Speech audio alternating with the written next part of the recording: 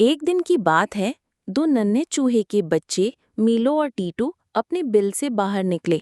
उनके अम्मी अब्बू ने साफ कह दिया था, बिल से बाहर मत जाना, जंगल खतरनाक है, वहां रास्ता भूल सकते हो।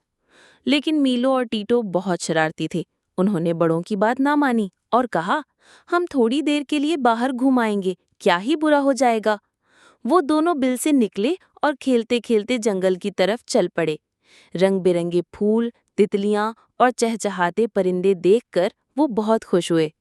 मगर खेलते खेलते वो इतनी दूर निकल गए कि जब पीछे मुड़कर देखा तो अपना बिल नजर ही ना आया। टीटो डर गया। मीलो, हम कहाँ आ गए, हमारा घर कहाँ गया? मीलो ने इधर उधर देखा पर हर तरफ दरख्त ही दरख्त थे। ओ नहीं, हम जंगल में गुम हो गए हैं। अब दोनों डरने लगे। रात होने वाली थी और जंगल की आवाजें अजीब सी लग रही थीं। इतने में एक अक्लमंद उल्लू आया। क्या बात है बच्चों, तुम यहाँ अकेले क्यों हो? मीलू ने रोते हुए कहा, हम अपने बिल से निकले थे, अम्मी अब्बू की बात नहीं मानी और अब रास्ता भूल गए हैं।